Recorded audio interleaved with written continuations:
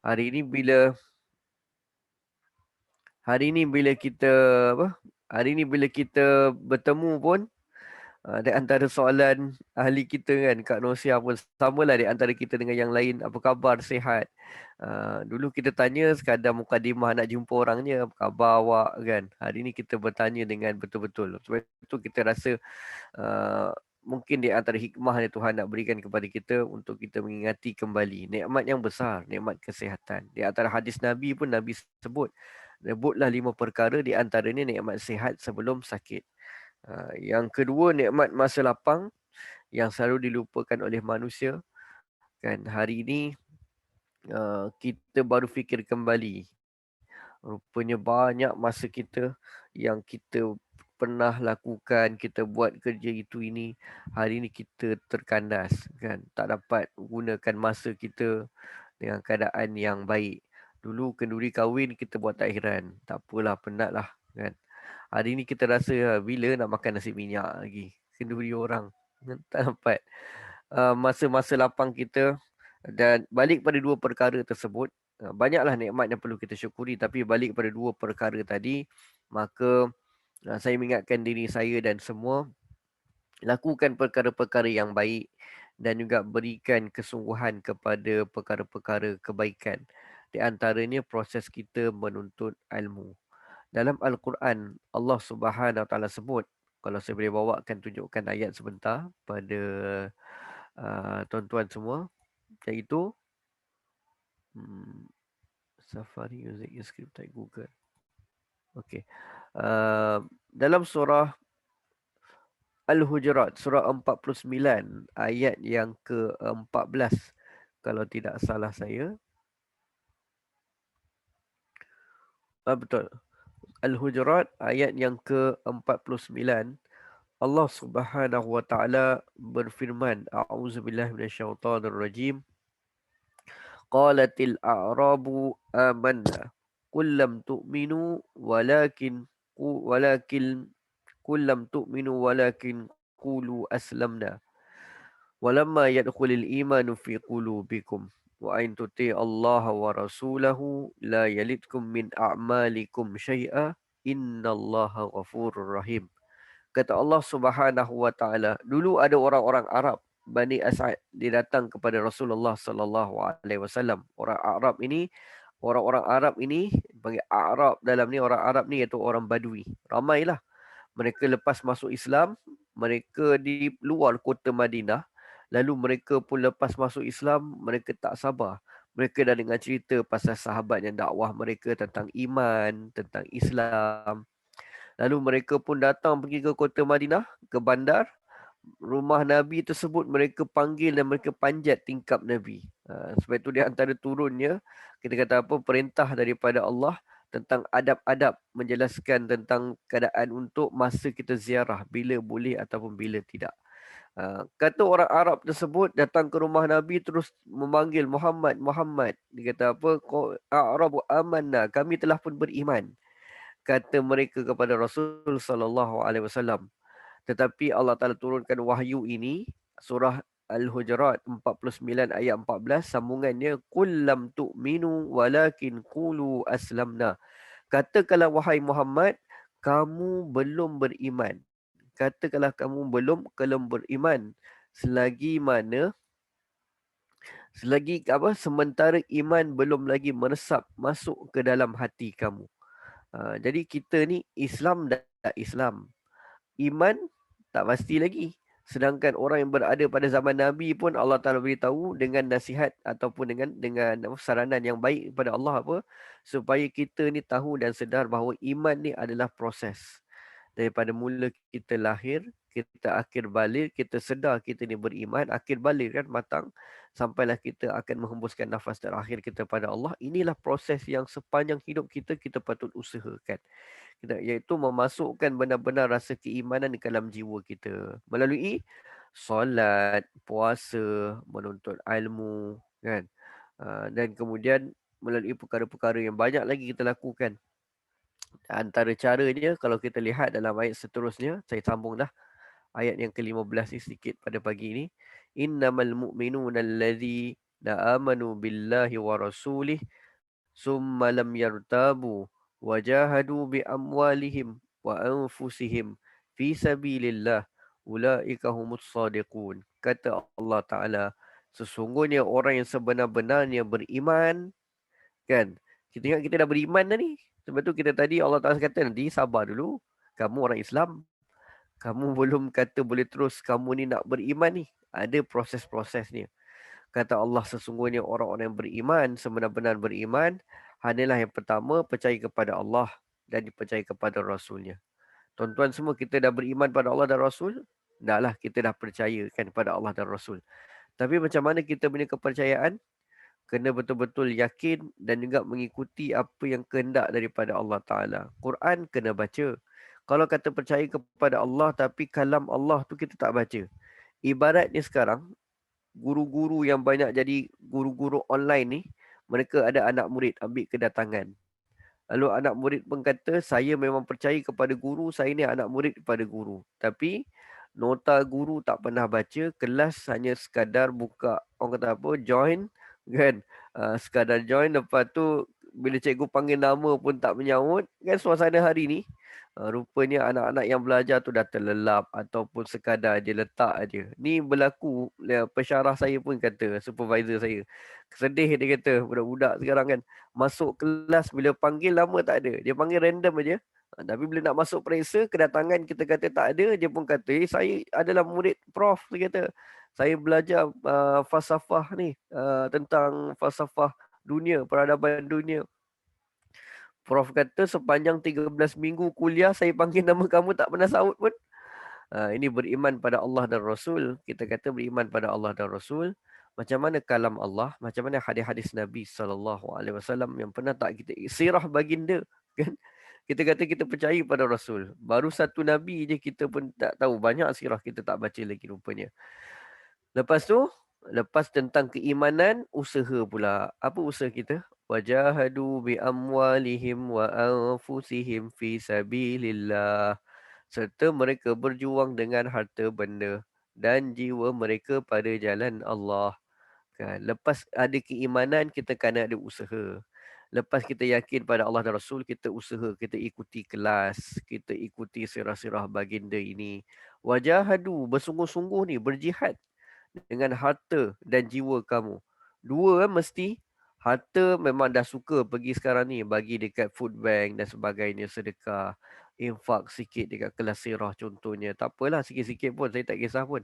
Tapi kena ada dua seimbang, harta dan juga jiwa.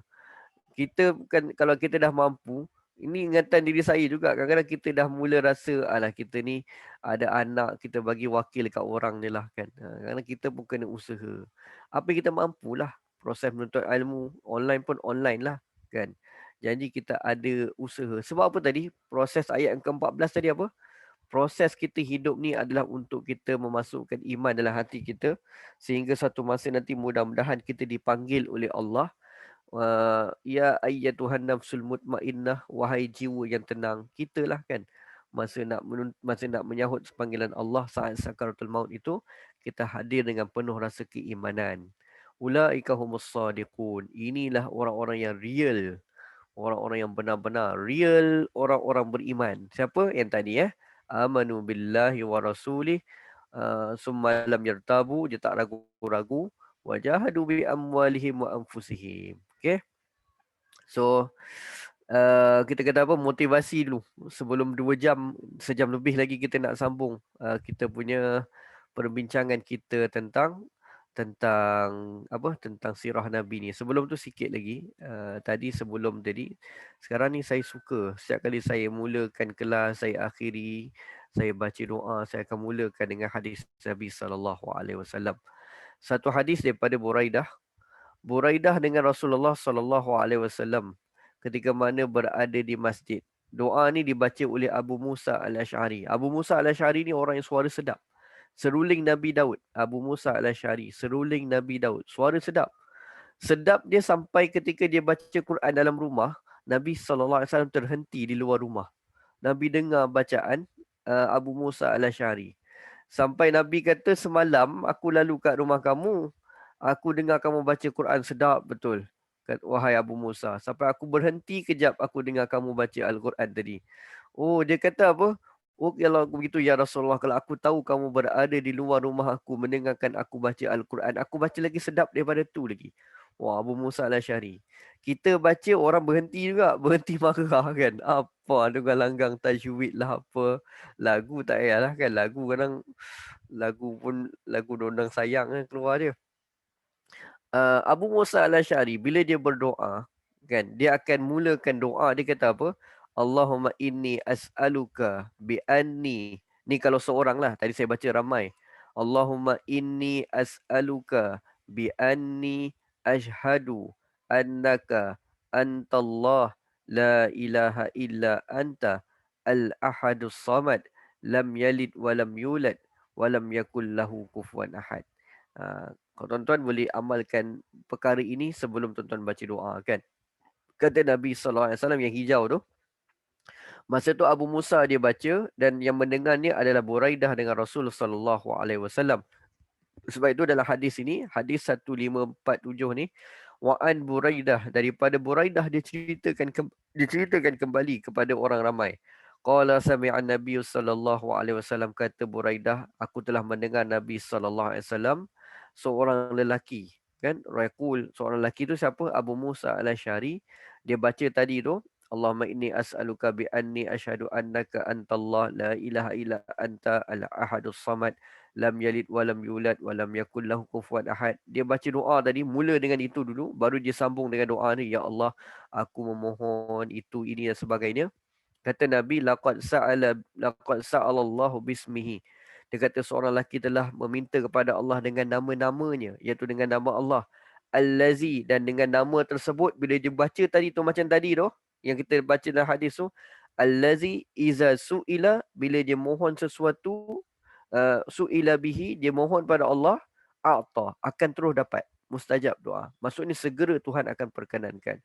Wa iza du'iya bihi, jika dia menyeru Allah, dia merayu, dia mohon pertolongan, ajabah, segera Tuhan akan menjawab seruan ataupun rayuan ataupun panggilan hamba tersebut. Nanti Syazah boleh share lah dekat grup hadis Nabi. So saya mulakan tadi tu, dan kemudian semoga usaha kita ni sambil-sambil kita menuntut ilmu kan, kita ada macam-macam nak berdoa, berhajat kan. So semoga hajat-hajat kita sepanjang proses kita belajar ini dipermudahkan, dimakbulkan oleh Allah Subhanahu Wa Taala. Okey. Barulah kita masuk. Sebab kita dah 2 minggu kan. Kita akan biasa mula tazkirah dulu. Motivate dulu dengan hadis-hadis Nabi, ayat Al-Quran. Barulah seronok kita baca sirah baginda. Okey. Tuan-tuan dan puan Allah Subhanahu Wa Taala. Hari ini kita akan menyambung perbincangan kita daripada muka surat 324. Muka surat 324, iaitu kita sedang membincangkan tentang peristiwa-peristiwa misi-misi peperangan. Pada orang Arab, misi pun dah dikira dalam peperangan. Sebab itu dalam kita kata apa? Kena ingat dulu, 3 jenis perang Nabi. Apa dia 3 jenis perang Nabi? Yang pertama kita panggil apa? Kita panggil Ghazwah. Ghazwah. Ghazwah ni apa? Ghazwah ni iaitu misi peperangan yang disertai oleh Nabi dan baginda Nabi SAW sendiri yang menjadi panglima perang. Pertama apa? Ghazwah. Ghazwah. Dalam silibus tingkatan 5 pendidikan Islam ada kot ni cerita sikit-sikit tentang beza jenis-jenis peperangan dalam Islam. Yang pertama apa? Ghazwah. Ghazwah. G-H-A-Z kot. Rin kan? Wah. Rin. Ghazwah. Yang pertama iaitu Ghazwah, iaitu peperangan yang disertai oleh baginda Nabi SAW sendiri dan baginda sendiri yang bertindak menjadi ketua panglima perang. Nabi ikut, Nabi yang Nabi bersama, dan Nabi jadi ketua. Aduh, rambut dah panjang dah, susah nak cik kedai. Yang kedua, gelak detik ni. Yang kedua, Sariyah. Sariyah apa dia? Sariyah macam nama orang. Saya ada dulu nenek saudara saya nama Sariyah. Sariyah ni perang, tapi makcik saya tu, nenek saudara saya tu lembut lah. Baru dia meninggal tahun ni. Okay. operasi khas yang tidak disertai oleh Nabi. Operasi khas peperangan lah maksudnya misi nak menjurus boleh berlaku peperangan syariah ni tetapi tidak disertai oleh Nabi. Namun misi tersebut diketuai oleh Nabi sendiri. Maksudnya Nabi yang aturkan gerakan tersebut dan Nabi melantik daripada kalangan sahabat untuk menjadi ketua dalam operasi ini. Kan, dalam ketua operasi ini syariah. Syariah ini dalam bahasa Arab juga termasuk dalam kategori perang. Dalam kategori perang. Dan kebiasaan baca lagi maklumat tentang syariah ini. Kebiasaannya operasi ini dilancarkan untuk apa tujuannya syariah tadi? Untuk meninjau secara terperinci. Meninjau secara terperinci. Bukan pergi jenguk-jenguk. Boleh jadi syariah ini sebab tu saya kata dekat berlakunya peperangan. Sebab meninjau secara terperinci kekuatan musuh, jumlah peralatan senjata dan juga kawasan yang bakal menjadi medan pertempuran. Kekuatan musuh, syariah kan. Sebab itu nanti kita akan lihat dalam perang Badar kita akan lihat banyak kebijaksanaan Nabi yang Nabi ni membaca maklumat-maklumat yang indirectly. Kita ni selalu baca maklumat, kita faham daripada maklumat yang direct datang kepada kita. Tapi apabila kita melihat perang Badar, kita melihat kebijaksanaan Nabi. Nabi ni sangat pandai observe. Sangat pandai observe. Sebab itu, syariah ni penting. Nabi tak pergi, tetapi Nabi SAW yang menjadi ketua di sebalik tabir. Nabi dah beritahu dekat situ nanti. Kamu pergi dekat kawasan mana, kamu tengok berapa ekor kuda, kamu tengok berapa kemah yang ada. Ni bukan saya cerita tau, maksudnya betul. Nabi suruh tengok berapa ekor bilangan unta yang ada. Sebab daripada situ Nabi tahu unta biasa digunakan ketika perang bukanlah untuk berperang sangat tapi untuk apa? Pengangkutan, bawa kan, pengangkutan, bawa kemah dan sebagainya. Dan kemudian unta tersebut akan disembelih untuk dijadikan makanan jamuan kepada para prajurit dah, tentera-tentera. Dan dekat situ Nabi SAW akan dapat membaca berapakah kekuatan musuh dengan adanya beberapa ekor unta tersebut. Lazimnya dulu mereka nak perang, mereka bawa kemah, bawa unta. Bila pergi perang, mereka bawa kuda. Dan bila habis peperangan, uh, biasanya kemah akan ditinggalkan. Begitu saja mereka akan balik segera sebab berlaku kesakitan dan sebagainya. Rawatan-rawatan biasanya dia akan dibawa ataupun rawatan-rawatan akan dibawa pulang. Pesakit-pesakit yang tu akan dibawa pulang ke negeri. Kecuali kalau peperangan yang terlalu jauh, makan berbulan-bulan perjalanan, maka ada base camp yang lain yang besar. Jadi peperangan yang nak pergi contohnya, saya bawa macam ni lah. Base camp adalah di Kuala Lumpur, Sungai Besi, peperangan di Bangi. Jadi di Bangi akan ada kemah-kemah kecil yang dibawa oleh unta tadi. Base camp di Sungai Besi, maka itu menjadi tempat perubatan-perubatan untuk orang kata apa? Untuk mereka yang sakit-sakit. Okay. So sebab itu ketika peperangan orang zaman dahulu, unta memang ikut. Tapi unta tu satu untuk membawa kemah-kemah. Yang kedua, unta adalah untuk dijadikan sebagai makanan kepada prajurit. Makan unta lah pergi perang. Okey. Uh, Pertama, jenis perang Nabi tadi apa ni? Ghazwah. Kedua, Sariyah. Ketiga, Ba'as ataupun Bu'as. Ba'as ataupun Bu'as. Ba'as. Ba'ain Sa. Ataupun Bu'as. Ba'ain Sa juga tapi baris hadapan. Bu'as. Ada kata Ba'as, ada kata Bu'as. Dua-dua boleh. Apa dia? Ini juga boleh berlaku misi peperangan tapi dia agak kurang berisiko sikit tapi tetap berisiko, iaitu ba'as ni apa? Delegasi atau utusan yang dihantar oleh Nabi SAW untuk melaksanakan sesuatu urusan. Delegasi atau utusan. Delegasi itu kumpulan lah ataupun utusan. Utusan mungkin 2 orang, 3 orang, begitulah 2 orang, 3 orang, 4 orang. Ataupun delegasi ramai sikit 12 orang. Begitu yang dihantar oleh Nabi SAW untuk melaksanakan sesuatu urusan. Kena faham 3 benda ni dulu sebab kita akan melalui banyak misi-misi ketenteraan. Ada Sariyah, ada Ghazwah, ada Ba'as ataupun Bu'as tadi. Okay? So itu adalah 3 ciri-ciri peperangan Nabi SAW. Telah pun saya cerita juga pada 2 minggu yang lalu, tapi kita ulang kajilah. Okay, sambung kita. Operasi ketenteraan sebelum perang Badar. Operasi ketenteraan sebelum perang Badar. Jadi kalau kita lihat, perang Badar berlaku pada tahun, belum sampai lagi lah, nanti akan masuk perang Badar. Perang Badar berlaku pada tahun kedua Hijrah, pada bulan Ramadan. Ramadan berlaku pada tahun kedua Hijrah.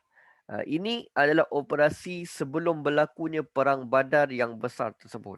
Rupanya kita duk tahu sebelum ni, sejarah yang simple kita baca, iaitu ketika Nabi berada di Madinah, kemudian orang Arab tidak puas hati, orang Arab Quraisy tak puas hati, lalu datang menyerang orang-orang Islam, dan akhirnya berlaku perang Badar pada tahun kedua Hijrah. Itulah kan. Tapi sebenarnya besar berlaku perang Badar ni ada banyak misi-misi ketenteraan yang berlaku. Kalau tengok daripada maklumat saya, tidak kurang daripada satu tidak kurang 8 misi yang berjalan, ataupun 8 peperangan, ataupun 8 kita kata apa, perkara-perkara genting yang berlaku dahulu sebelum berlakunya perang Badar yang besar. Sebab itu kalau orang kata Islam ni suka betul berperang, sampai Madinah sikit-sikit aja dah kumpul ketenteraan, oh terus nak perang pula dengan orang Quraisy. Tidak juga. Sebenarnya perang Badar yang berlaku pada tahun kedua Hijrah itu adalah kita kata apa, rentetan daripada banyak kita kata misi-misi ketenteraan kecil yang saling bertembung di antara orang Islam dan orang kafir Quraisy di Mekah. Okey, sambung. Operasi ketenteraan sebelum perang Badar. Untuk melaksanakan kedua-dua rancangan tersebut, aktiviti ketenteraan dalam kalangan umat Islam mula digerakkan setelah turunnya ayat kebenaran berperang. Turun kebenaran, bukan untuk suruh berperang. Kebenaran dengan menyuruh lain. Gerakan-gerakan ketenteraan ini mirip kepada operasi perisikan yang dijalankan. Kalau perisikan tadi apa? Syariah. Milik operasi Syariah. Tujuan gerakan ini seperti yang telah dijelaskan adalah untuk mendapatkan maklumat seperti lokasi jalan-jalan yang mengelilingi Madinah serta laluan-laluan yang menuju ke Mekah. Jadi semasa berada di Madinah, masa ni masih baru lagi. Masih baru maksud saya, sahabat-sahabat yang melakukan misi ini kebanyakannya sahabat-sahabat yang datang daripada Mekah. Nabi SAW pertama bukan tidak percayakan orang-orang Madinah. Tetapi Nabi tahu orang Madinah ini sudah banyak pengorbanannya.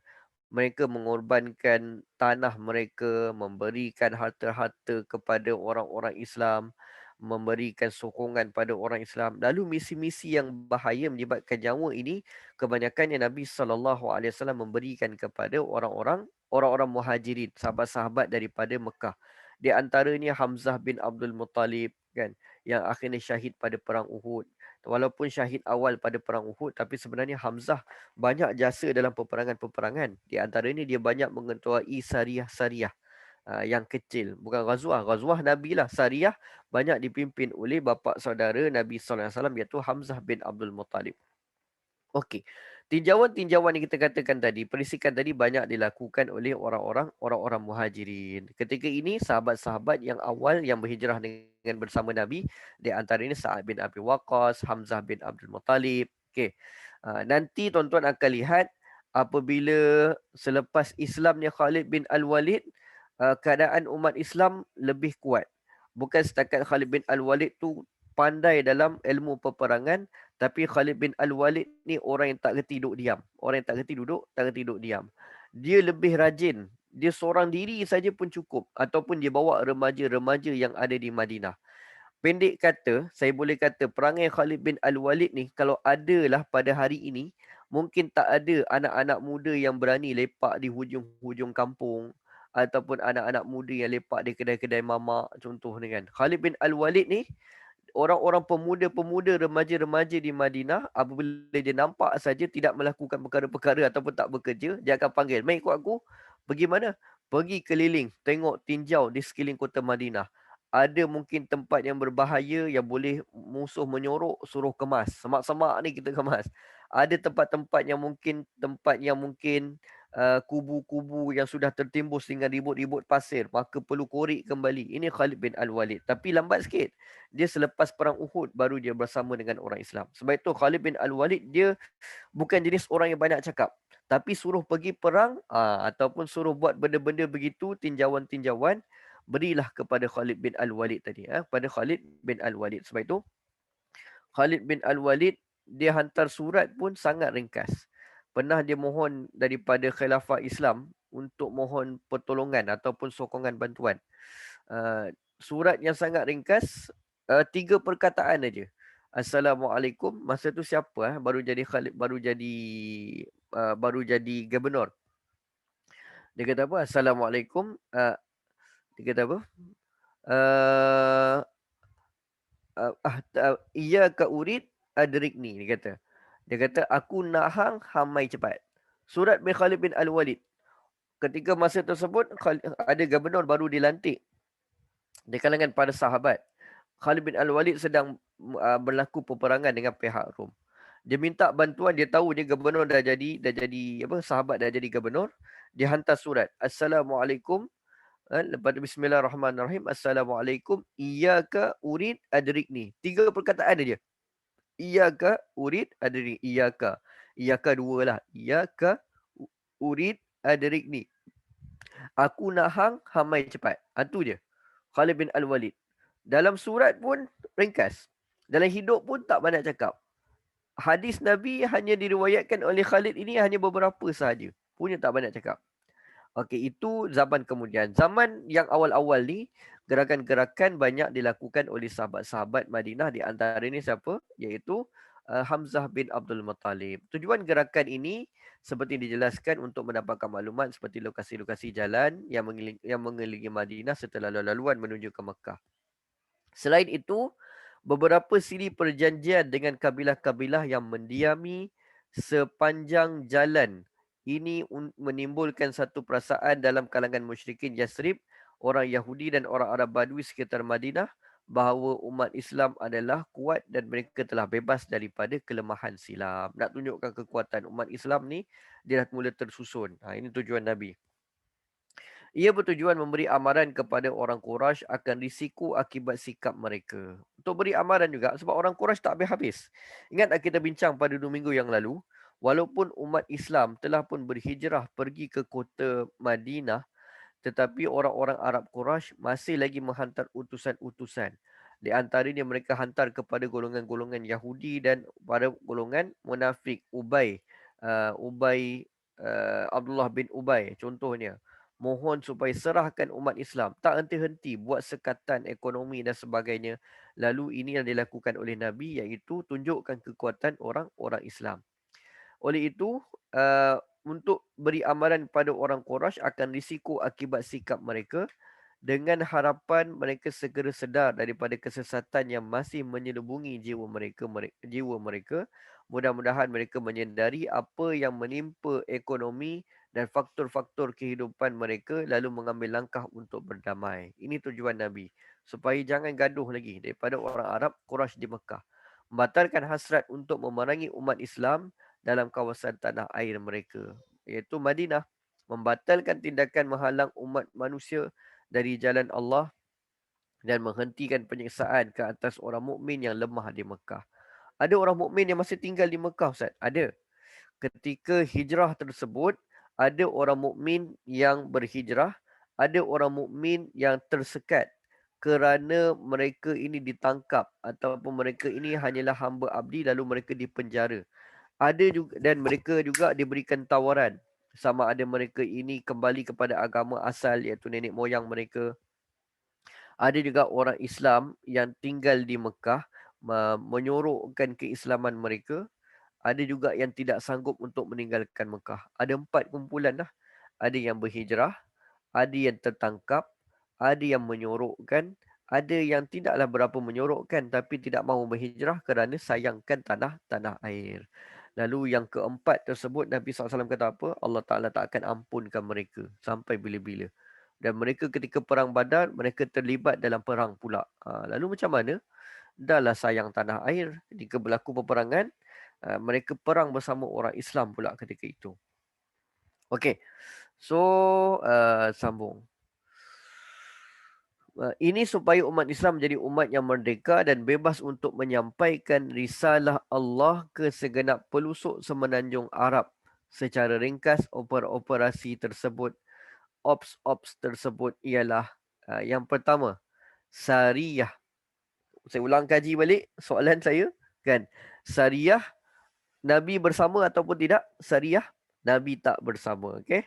Sariyah ni misi apa? Misi tinjauan, risikan.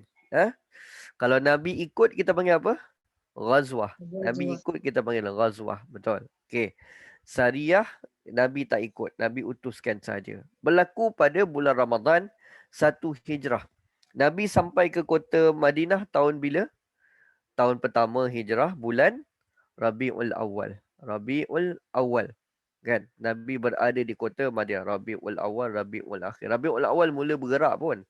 Rabiul Awal, Rabiul Akhir, Rejab, Sya'ban, Ramadan. 2 bulan lebih je. Bayangkan sebenarnya suasana yang genting. Maksud saya, walaupun 2 bulan tersebut, bukanlah maksud yang kita kata bersantai. Baru selesai daripada apa mood hijrah. Orang kata apa, masih lagi, Nabi kan di antara isu awal hijrah, Nabi terpaksa pujuk sahabat-sahabat. Abu Bakar demam kerana rindukan kota Madinah, rindukan kota Mekah. Sampai Aisyah bertemu dengan Rasulullah untuk minta doa. Untuk minta doa kepada Rasulullah untuk menjadikan hati orang-orang muhajirin dapat terima kota Madinah. Lepas tu, yang kedua, Nabi sedang sibuk lagi. Orang kata apa? Orang-orang Yahudi masih lagi melakukan perang-perang saraf kepada orang Islam. Masih lagi mengutuk, masih lagi menjatuhkan emosi orang Ansar, orang Muhajirin. Lepas tu apa lagi? Bina masjid. Bina masjid bukan senang kan? Baru nak bina masjid. Lepas tu baru nak bina penempatan yang baik. Rabiul Awal, Nabi masih lagi dalam proses tersebut. Rabiul Akhir, Rejab, Sya'ban, Ramadan. Dah berlaku Sariyah yang pertama. Jadi kita kata apa? Sebenarnya tidak berehat Nabi. Saya nak beritahu gambaran tu. Orang kata, oh hijrah ni senanglah baginda. Dulu di Mekah macam-macam. Ada orang, saya pernah jumpa. Dalam contoh, dalam contoh kehidupan, saya pernah jumpa orang kata Nabi berhijrah, akhirnya Nabi senang sebab daripada Mekah dahulu Nabi pergi ke Madinah, semua orang sediakan. Tidak kan, orang Muhajirin tak ambil, kebanyakannya mereka berusaha sendiri, mereka pergi ke pasar-pasar untuk berniaga. Sariyah berlaku pada bulan Ramadan, Mac 623 Masihi. Rasulullah SAW melantik Hamzah bin Abdul Muttalib. Kita kata ini setahun sebelum berlaku perang Badar. Setahun berlaku sebelum perang Badar. Hamzah bin Abdul Muttalib radhiyallahu anhu. Siapa Hamzah? Bapa saudara Nabi, untuk mengetahui operasi ini. Tuan-tuan ingat lagi tak, Hamzah masuk Islam sebab apa? Dia masuk Islam sebab Nabi. Sebab Nabi. Nabi tu anak saudara dia.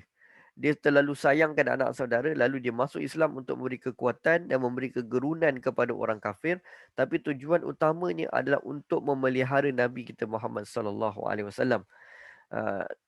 Dan proses dia betul-betul dapat semakin merasai keimanan sebenar untuk mentauhidkan Allah ketika proses dia berlakunya perang Badar.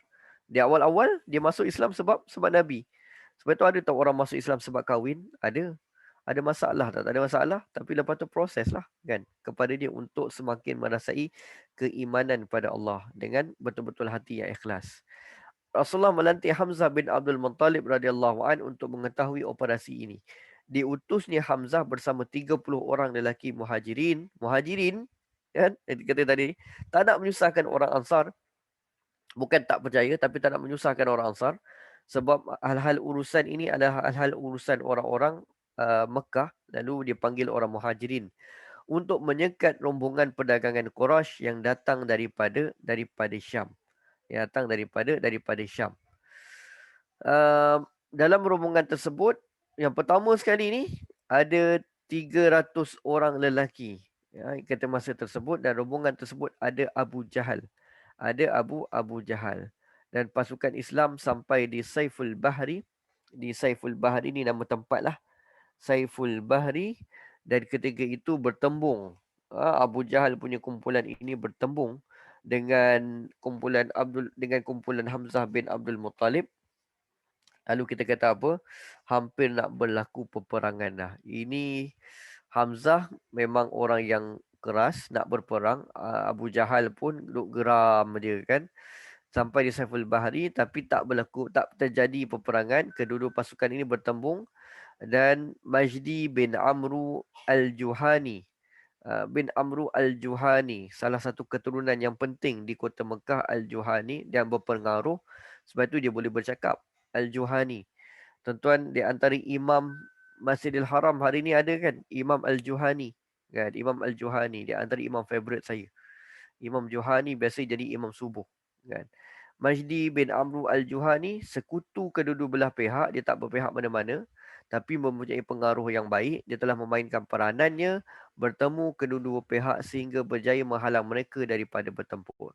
Dia yang, orang kata apa, yang membuatkan persefahaman di antara dua pihak ni, tak jadi bertempur. Bendera yang dibawa tersebut dibawa oleh Hamzah. Bendera pertama dilancarkan oleh Rasulullah SAW. Hari ini nak pergi Olimpik pun bagi jalur gemilang kan. Dulu lagi Rasulullah dah bagi dah. Bendera putih. Isu ni macam mana bendera putih ni kan. Macam mana lah kita nak gaduh pasal bendera tak bendera. Orang duduk makan tu masjid terus, orang kata kelaparan kan. Dululah ada dah bendera putih ni. Tapi ni bendera putih peperangan. Pemegang bendera ini adalah Abu Marsad Kanas bin Husain Al-Ghanawi. Mansad ni dia orang yang kata apa? Dia orang yang rajin. Ketika dalam kumpulan ini, kejap dia ke kanan, kejap ke kiri dengan bendera kan, kejap ke depan, kejap ke belakang. Walaupun 30 orang saja, tapi bersemangat sungguh dia untuk bagi semua orang tahu bahawa kita sedang mengebarkan panji pertama orang Islam. Bangga tak? Kalau saya pun bangga. Bersemangat kan? Dalam kisah Abu Marsad ni, Hamzah bin berikan laporan kepada Rasul. Dia kata apa? Ya Rasul, Marsad ni orang rajin betul. Kan orangnya rajin betul.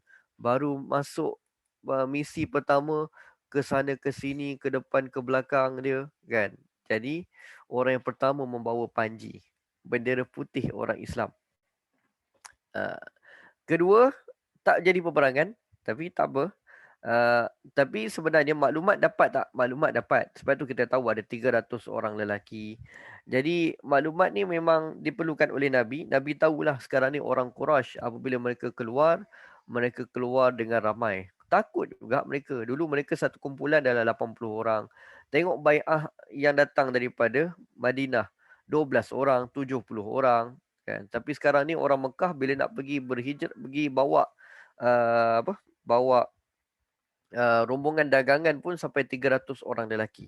Dalam satu riwayat yang lain menceritakan, iaitu 300 orang lelaki ini penuh dengan persiapan-persiapan perisai-perisai. Yang mana mereka membawa harta orang-orang Islam yang banyak. Sebab itu Abu Jahal bawa dan bersama dengan perisai-perisai tersebut. Sebab itu nak berlaku pertempuran. Sebab geram tak geram, mereka tahulah kalau beria sangat pakai perisai ini mesti harta orang Islam. Dan mereka kenal harta-harta mereka. Mereka tahu itu adalah harta mereka. Sampai dah berada di Saiful Bahri ni nak berlaku dah peperangan. Tapi tak berlakulah peperangan. Yang kedua, Sariyah Rabi'. Sariyah Rabi'. Bangga kan Kak Nosiah? Pertama kali kalau bawa panji orang Islam. Bangga tetapi tanggungjawab yang besar. Musuh dahulu kalau mereka nak panah, mereka panah orang bawa panji dulu. Kan? Siapa? Ada satu kisah dalam kisah Perang Mu'tah. Kan? Perang Mu'tah. Zaid bin Harisah wafat memegang panji. Lepas tu Ja'far At-Tayyar. Kan? Lepas tu Abu Rawahah. Kan? Okay. Sariyah Rabi' berlaku pada bulan Syawal 1 Hijrah, April, bulan Syawal. Sambut hari raya, berlaku lagi misi. Rasulullah, Sariyah ni maksudnya, kita ulang tadi apa? Nabi tidak ikut, tapi misi tersebut adalah daripada Nabi. Rasulullah SAW mengutuskan Ubaidah bin Al-Haris bin Al-Muttalib bersama 60 orang muhajirin yang berkenderaan unta, ada keldai, ada kuda, kan, unta padang pasir. Mereka telah terserempak dengan Abu Sufyan yang membawa bersama 200 anggota di Bani Rabil. Ramai juga, kan. Maksudnya apa? Sama ni, kan. Dalam riwayat yang lain menyebutkan mereka membawa orang-orang yang berbaju perisai besi. Kenapa takut sangat dengan bawa orang bodyguard-bodyguard ni? Saya mesti harta tersebut ada isu. Rupanya betul sebenarnya itu adalah harta orang Islam. Banyaknya harta orang Islam tuan-tuan yang didagangkan daripada Mekah bawa pergi ke Syam. Berapa kali trip dibawa oleh Abu Jahal, dibawa oleh Abu Sufyan. Tidak kurang daripada, kalau saya ingat, nanti saya cari balik. Riwayat-riwayat menyebutkan tentang harta orang Islam. Nanti kita akan sampai juga. Dekat 500 juta. 500 juta nilai dia pada hari ini dibawa oleh orang-orang Quraisy untuk bawa diniagakan di Syam. Okey. Sebab itu bawa bodyguard ramai. Pergi keluar pun 200 orang anggota, kan. Dan sampai di satu tempat, anggota di Batni Rabil', kedua-dua pihak saling memanah. Berbalas memanah. Saya punya ni. Berbalas memanah. Okey. Harta orang Islam diambil secara paksa ke Ustaz? Yalah. Diambil secara paksa. Dan yang kedua, ada soalan dekat chat tu kan. Harta orang Islam dia ambil tu secara paksa. Ya, dia ambil secara paksa. Tapi kalau kita lihat sebenarnya paksa tak paksa pun maksud dia, lebih tepat lagi kita dia ambil secara haram lah. Dia ambil secara haram. Sebab harta-harta ini ditinggalkan oleh orang Islam ketika hijrah. Walau bagaimanapun sebenarnya kita tahu orang-orang Mekah sebenarnya mereka ada undang-undang. Mereka ada peraturan-peraturan hidup yang baik. Pernah saya ceritakan sebelum ini kan, ketika kita berada di Mekah. Sekarang kita dah ada kat Madinah dah. Masa kita berada di Mekah dulu, mungkin kita perlu ulang kaji sedikit. Mekah, kita kata zaman jahiliyah, bukan jahiliyah daripada sudut ekonomi, bukan jahiliyah daripada sudut, kita kata apa, daripada sudut pengetahuan dan sebagainya. Orang-orang Mekah mereka ada ekonomi yang baik. Saban tahun mereka membuat proses haji, memimpin haji seluruh tanah Arab. Ramai orang datang kepada mereka. Ekonomi baik, kepimpinan hebat. Mereka ada sistem kepimpinan yang baik, ada parlimen yang berada pada zaman tersebut. Termasuklah undang-undang untuk memelihara harta dan nyawa. Memelihara harta dan nyawa. Macam mana sistem memelihara nyawa? Adanya kita panggil bulan-bulan haram. Elok juga saya cerita bulan haram. Lepas ni ada bercerita sikit pasal bulan haram. Bulan haram. Yang hari ni kalau kita masuk Mekah pun, kita ada panggil apa? Kita panggil pakai ihram. Ihram maksudnya apa? Tak boleh menumpahkan darah. Memburu tak boleh. Berperang tak boleh. Ataupun menumpahkan darah tak boleh. Ihram maksudnya ada undang-undang. Jadi sebenarnya salah tak mereka ambil harta orang Islam secara paksa ataupun secara haram ni? Salah. Kan salah sebenarnya. Mereka melanggar undang-undang yang mereka buat sendiri. Sebab itu jangan kita ingat, alah memang dia orang ni jahat. Tapi jahat tak jahat pun mereka ini ada undang-undang. Tetapi mereka ambil harta orang Islam tanpa kebenaran. Dan kemudian mereka nak jual pula ke negeri yang lain. Dan mereka punya keuntungan tersebut bukan dapat kepada masyarakat keseluruhan.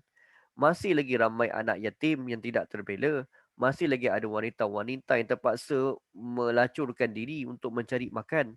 Masih lagi ada orang-orang fakir miskin yang banyak di kota Mekah. Nampak tak kejahatan orang Quraisy? Sebab itu misi-misi ni bukan kita kata sekadar geram saja untuk mendapatkan harta. Tetapi sebenarnya misi ni adalah untuk berikan tekanan kepada orang-orang Quraisy yang kita baca di perenggan tadi. Tekanan. Supaya sedarlah sikit. Kamu ni mengambil harta, kamu tak gunakan dengan cara yang baik. Beri pula amaran-amaran ataupun beri pula ancaman-ancaman kepada orang-orang Islam.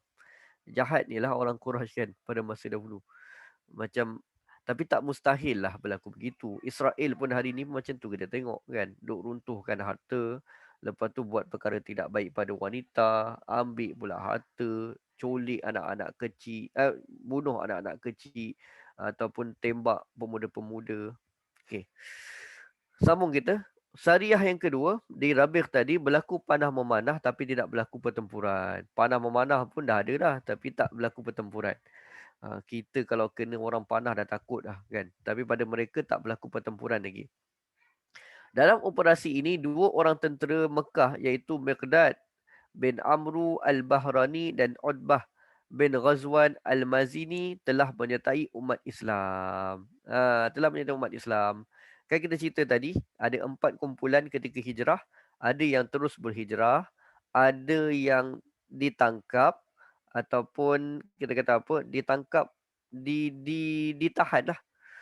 Ada yang mereka ini menyorokkan keislaman tapi berada di Mekah. Ada yang tak nak hijrah lagi sebab sayangkan tanah air dan harta mereka. Dan Miqdad dan Utbah ni dia kumpulan kedua. Mereka ditahan. Mereka ditahan tidak boleh berhijrah bersama orang kaum muslimin dan Nabi SAW. Dan apabila mereka tahu orang Islam buat lakukan misi kepada kumpulan Abu Jahal tadi di bulan Ramadan, maka dia mohon untuk ikuti misi yang kedua ini oleh Abu Sufyan tadi dengan tujuannya apa? Dia boleh agak bahawa Nabi akan lakukan tekanan ataupun syariah kepada kumpulan ini, Abu Sufyan.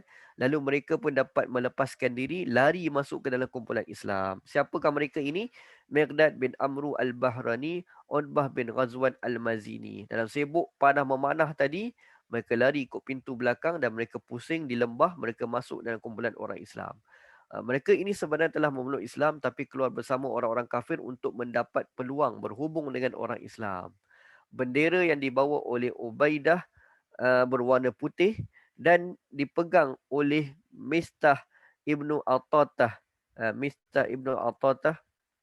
Al-Tatah kan.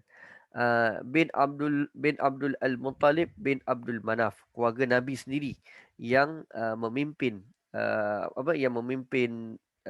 misi ini, dan bendera tersebut juga dipegang oleh keluarga Nabi sendiri.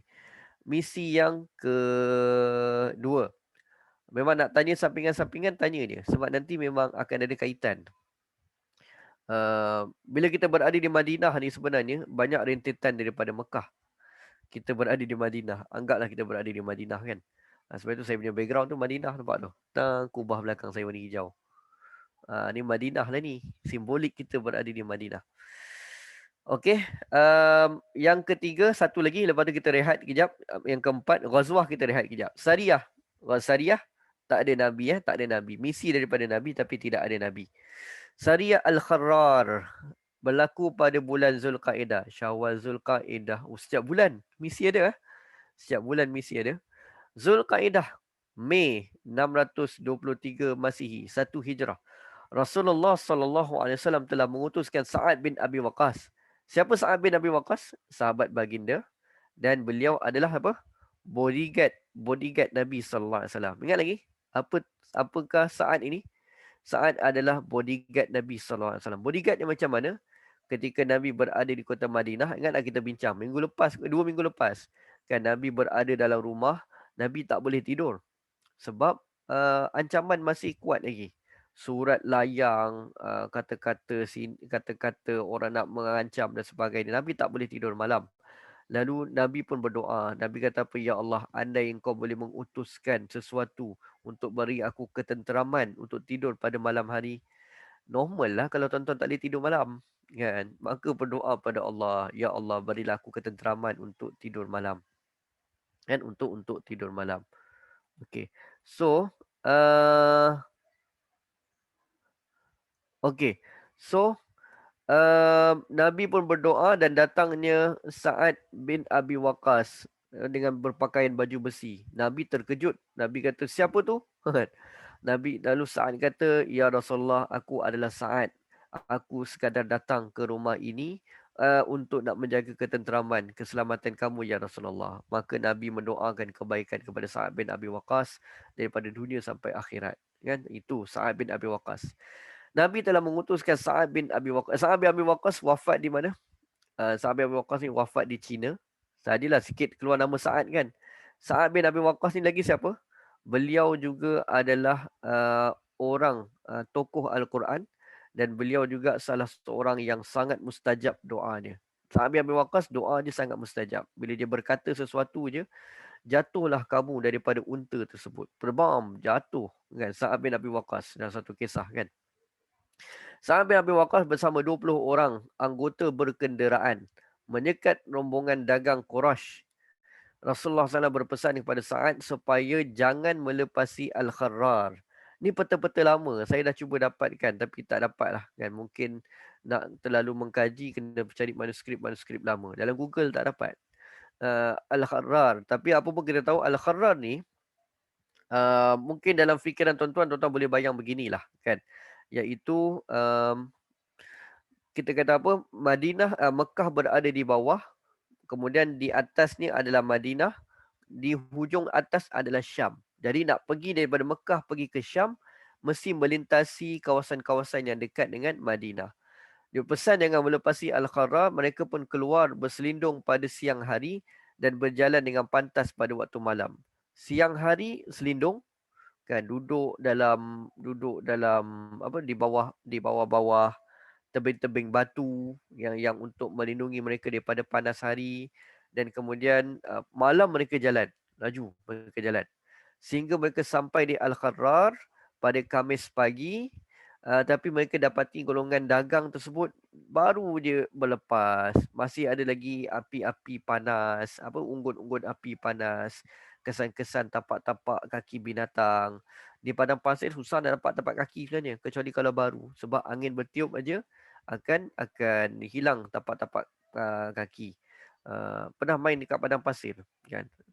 Padang pasir dia halus daripada pasir kita dekat Port Dickson kan, berbeza. Pasir kita Port Dickson ujung-ujung banyak kena air, dia jadi lembap.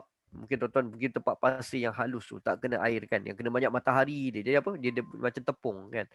Itu tapak kaki di padang pasir Arab kan.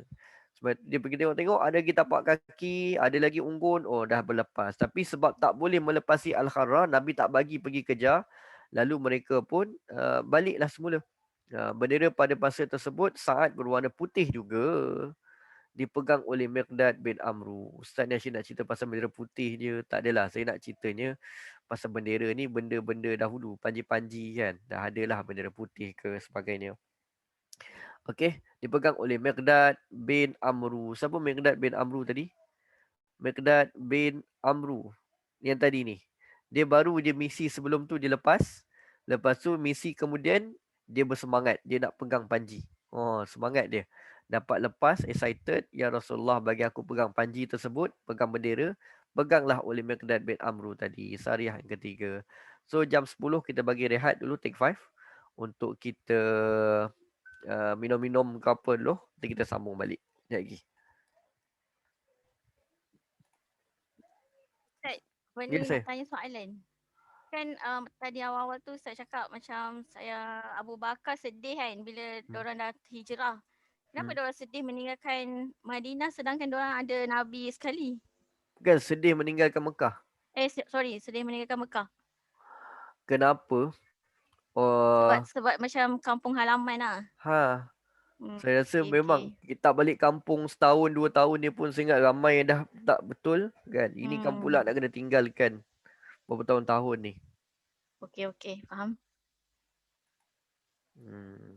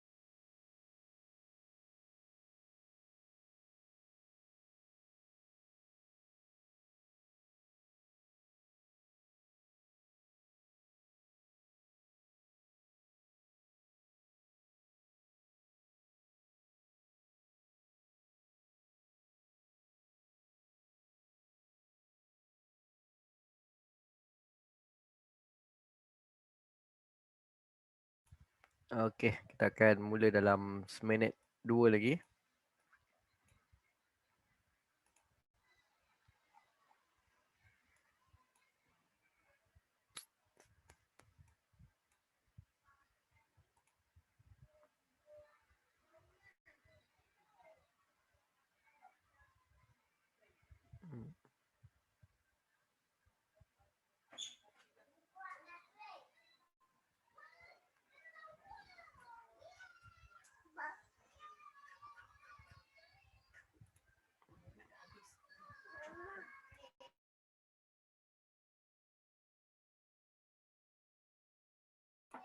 Saya tengah nak cari peta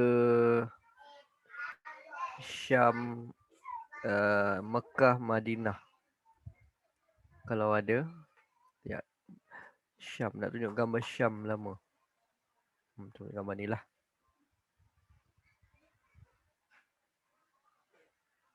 Ini dia. Ni boleh faham kot ni. Okay.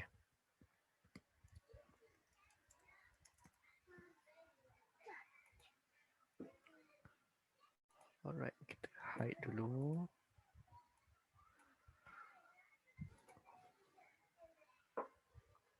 Oh, sudah mana kamera saya. Okay. Okay, kita akan sambung. Saya nak tunjuk peta dulu. Peta, mana peta saya tadi hilang pula. Ini dia.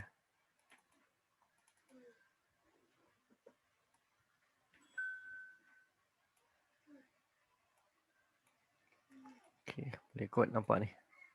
Stop share.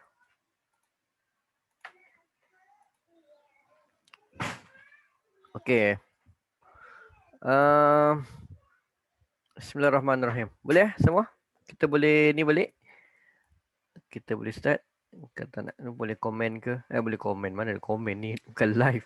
Boleh chat pun boleh. Tak ada masalah. Okay. Boleh apa? Dah ready, dah ready. Dah ready. Okay. So, boleh. Okay. Saya tengah tunjuk peta tadi. Nampak gambar peta kan? Syam berada di atas. Syam berada di atas. Di atas ni, Syam. Wilayah Syam. Wilayah Syam ni melibatkan 5 negara. Lebanon, Jordan, Syria, Palestin, apa dah lupa tu lagi. Itulah wilayah-wilayah yang sedikit daripada Mesir. Mesir tak masuk kot. Mesir sepinggir je. Ni wilayah-wilayah Syam. Dulu Syam ini dikuasai oleh kerajaan Rom. Kerajaan Rom. Saya pernah bagi peta yang lebih besar pada tuan-tuan semua. Mungkin nota dahulu kan. Di sebelah ni adalah yang kita lihat ni. Inilah tanah Arab. Tempat tanah Arab. Yang mana sebelah kanan kita ni, kalau kita tak nampak warna putih atas ni adalah selepas itu ada satu wilayah yang hari ni banyak negara tan. Pakistan, Afghanistan, Turkmenistan, Aisetan tak adalah. Aisetan dekat KL. Dekat atas ni, wilayah tan tu banyak dikuasai oleh Parsi. Sebab itu banyak pengaruh-pengaruh Parsi yang ada kan di kalangan negara-negara tan ni. Pakai topi-topi yang tebal Parsi kan. Syam termasuk di bawah wilayah Rom. Dan sebelah kiri kita lagi ni, iaitu di Hijaz seberang tebing ni, iaitu wilayah-wilayah daripada kalangan wilayah Mesir dan Yaman. Yaman ada 2 wilayah yang besar.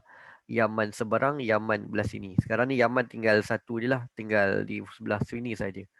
Itu di Yaman yang tinggal. Ni peta lama lah. Robul Khali, Asir, Hijaz. Hijaz adalah bumi tanah Arab, Mekah dan Madinah. Bumi Hijaz kan. Madinah. Okay. So Mekah berada di bawah lagi kat sini.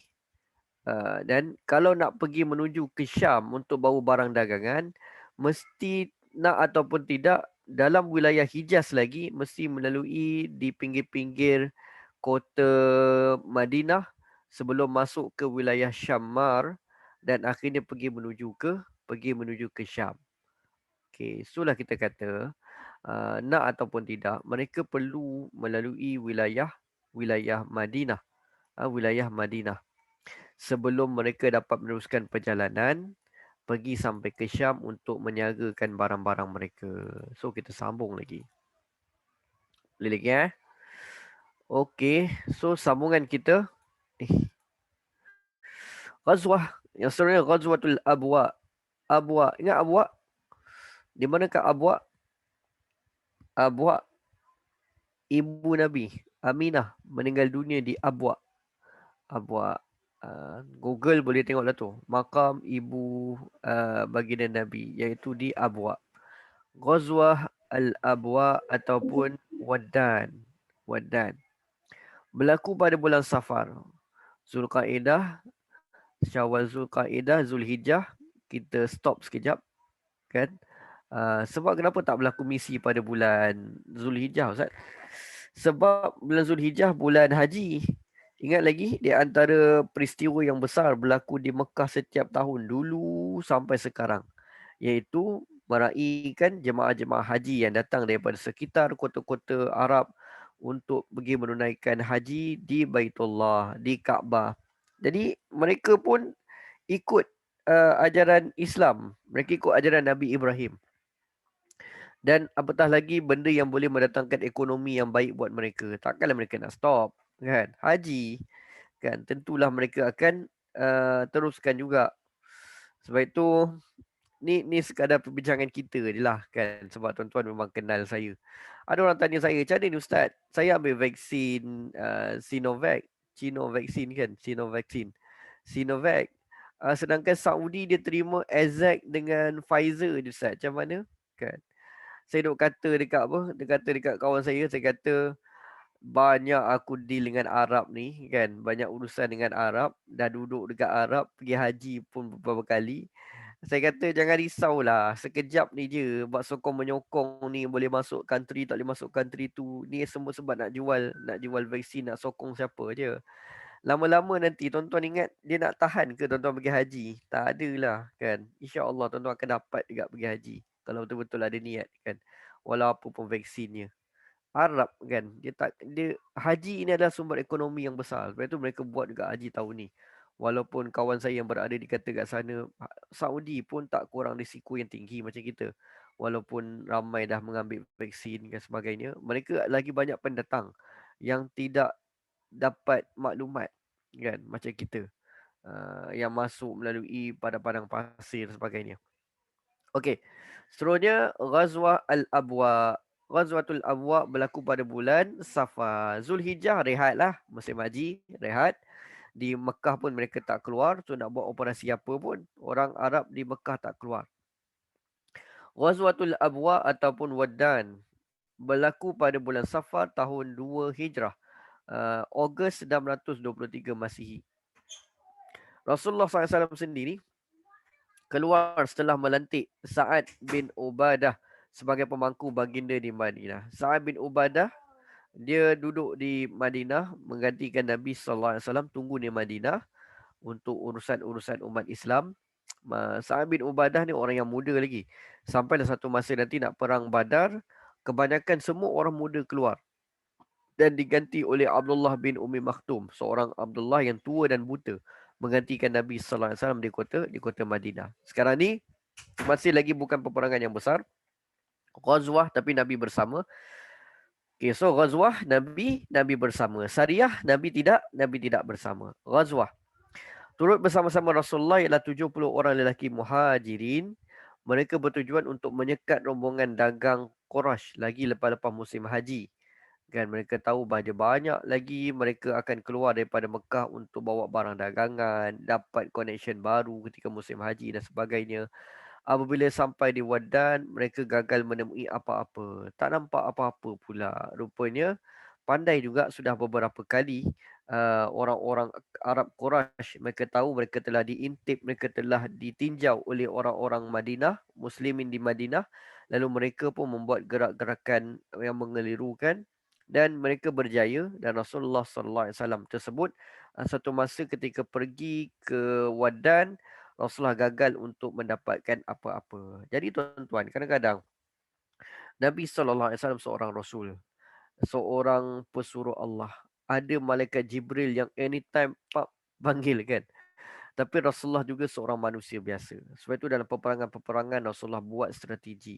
Rasulullah juga dalam keadaan hijrah, Rasulullah pun menyorok. Walaupun orang kata, ya Rasulullah takkan menyorok kan. Hari ini sama juga. Kita orang Islam. Kita kena tahu bahawa kita ni ada Allah. Tapi kita perlu berusaha. Dan keadaan hari ini contohnya dalam kita melawan penyakit dan sebagainya. Ada usaha-usaha yang sebagai manusiawi kita patut lakukan. Ada usaha-usaha yang kita lakukan sebagai langkah tawakal kita pada Allah Ta'ala juga. Berdoa dan sebagainya. Nabi SAW sendiri pun pernah gagal dalam misi. Kan? Dalam misi. Sebabkan orang kafir Quraisy telah mengetahui tidak tanduk orang Islam di Madinah. Mereka membuat gerakan-gerakan yang mengelirukan. Mereka buat seolah mereka bergerak ke Wadan. Sampai di Wadan, akhirnya Rasulullah SAW gagal untuk menemui apa-apa. Sambung lagi. Dalam operasi ini, Rasulullah SAW mengadakan perjanjian dengan Amru bin Mukhassa. Mukhassa kan. Amru bin Mukhassa Ad-Damri. Iaitu ketua Bani Damrah pada zamannya. Bani Damrah ni dia hebat. Bani Damrah ni dia di luar kota Madinah. Tapi Bani Damrah ini melahirkan juga banyak ulama-ulama dan para tabi'in yang hebat-hebat dalam pengajian Islam kita. Lalu teks perjanjian tersebut, Nabi buat perjanjian. Nabi kata ini adalah surat perjanjian daripada Muhammad Rasulullah kepada Bani Damrah. Tegas Nabi ya, terus straight to the point. Sesungguhnya mereka berada dalam keadaan selamat. Bani Damrah selamat. Harta benda mereka selamat. Jiwa raga mereka juga selamat. Dan mereka juga berhak dapat pertolongan. Maksudnya berada di bawah Madinah. Berada di bawah wilayah Nabi. Dan untuk menentang orang yang menyerang mereka kecuali jika mereka memerangi agama Allah. Tapi jika mereka serang kembali selagi laut Sufah masih basah dan apabila Nabi minta bantuan, maka hendaklah kamu menyahutnya. Hendaklah menyahutnya. Perjanjian Nabi dengan Bani Damrah. Boleh baca kot diri ya. Ini ghazwah yang pertama. Ghazwah pertama Nabi. Tadi kita dah belajar banyak benda pertama hari ni.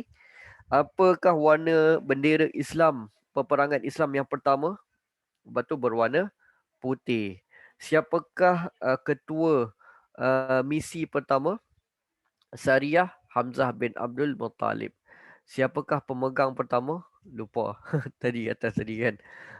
Lepas tu Ghazwah, peperangan yang disertai yang pertama oleh Nabi pada bulan Safar.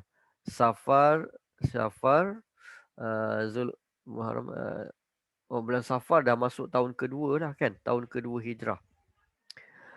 Okey, so berlakulah perjanjian. Ini adalah ghazwah pertama di mana Rasulullah SAW meninggalkan Madinah selama 15 hari. Dipimpin oleh siapa tadi? Iaitu Sa'ad bin Ubadah.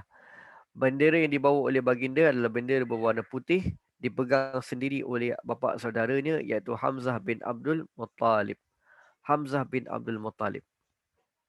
Rasulullah dah makin serius. Rasulullah sendiri juga mengikuti misi seterusnya. Ghazwah Bu'az.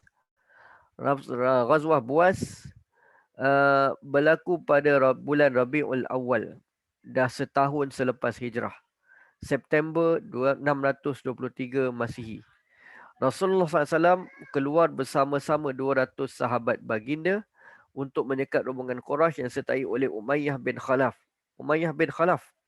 Siapa Umayyah bin Khalaf? Keluarga-keluarga daripada Osman bin Affan radhiyallahu an, keluarga-keluarga daripada Bani Umayyah juga. Kejap tuan-tuan.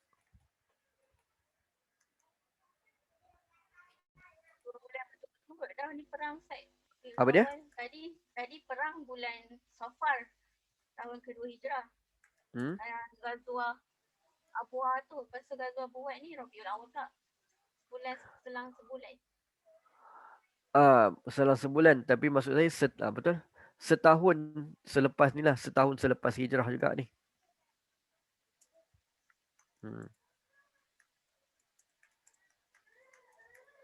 Okay.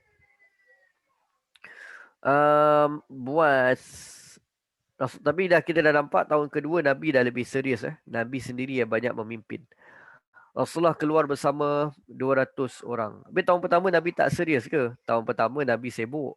Ramainya orang datang ke rumah baginda untuk melakukan orang kata apa? Persefahaman Yahudi, itu ini dan sebagainya. So tahun kedua ni lah Nabi lebih keluar bersama dengan 200 orang sahabat untuk menyekat rombongan dagang Quraisy disertai oleh Umayyah bin Khalaf Al-Jumahi bersama 200 orang lelaki dan 2,500 ekor unta. Rasulullah SAW sampai di Buas dari Rodwa tetapi tidak berlaku sebarang pertempuran. Semasa keluar dalam operasi ini, Rasulullah melantik Sa'ad bin Mu'az sebagai pemangku baginda Nabi SAW. Sa'ad bin Mu'az ni siapa? Di antara orang 10 orang dijamin syurga oleh Nabi SAW kan. Bendera dalam operasi ini iaitu bendera berwarna putih dipegang oleh Sa'ad bin Abi Waqqas. Sa'ad bin Abi Waqqas. Okey, dah semakin orang kata apa, dah semakin membesar ni. 200 orang dah dan misi pun dah semakin serius disertai oleh Nabi SAW. Dan orang Quraisy pun nampak gaya memang makin mempercepatkan usaha mereka untuk memperdagangkan barang-barang orang-orang Islam yang berada di Mekah. Sebab itu banyak mereka bawa bersama dengan mereka dan bodyguard mereka pun semakin ramai. Semakin ramai. Okey. So yang keenam, misi ni kita kena ingat lah. Misi ni adalah untuk beri amaran dan misi ni adalah untuk kalau boleh nak dapat tentang harta mereka balik. Harta mereka kembali untuk dibawa balik pergi ke kota Madinah. Adakah orang Islam ni sibuk dengan harta sampai kita nak kejar? Kita dituntut untuk mempertahankan harta kita kan. Kena jaga balik harta kita. Yang keenam, Ghazwah Safawan. Ghazwah Safawan berlaku pada bulan Rabiul Awal. Tahun 2 Hijrah 623 Masih. Operasi ini berlaku kerana Qurs bin Jabir Al-Fihri bersama satu angkatan kecil tentera musyrikin telah menyerbu ladang ternak. Misi ini nampak gayanya dia berbeza. Sebelum ni misi tinjauan, tapi misi ini adalah misi yang mana disebabkan orang-orang kafir Quraisy di Mekah yang mula masuk ke kawasan orang-orang Madinah. Menyerbu ladang ternak di Madinah dan merampas sebahagian binatang ternakan. Rasulullah SAW telah keluar bersama 70 orang sahabat baginda lalu mengejar angkatan kecil tentera itu. Apabila Rasulullah sampai di sebuah lembah bernama Safawan di suatu sudut di Badar, Rasulullah tidak dapat menjejaki Qurs dan pasukannya. Rasulullah pun pulang tanpa berlaku sebarang peperangan. Operasi ini dinamakan Perang Badar yang pertama. Kenapa dinamakan Perang Badar? Sebab ini betul-betul. Tadi tu tinjauan. Ini dah betul-betul orang Arab Quraisy yang mereka dah mula masuk ke kawasan orang-orang Islam di Madinah dan mengambil pula tu harta orang Madinah. Misi ini tidak berjaya oleh Nabi, tapi kita kata apa? Ini dah mulalah kita kata apa? Disebut sebagai Perang Badar yang pertama. Dalam operasi ini Rasulullah melantik Zaid bin Harisah sebagai pemangku baginda di Madinah, anak angkat Nabi kan. Dan bendera operasi berwarna putih dipegang oleh Ali bin Abi Talib. Okey. Dah mula panas dah dia punya situasi dia dan semakin kita kata apa? Semakin dekat dengan Perang Badar besar. Ghazwah Zi Al-Ushairah.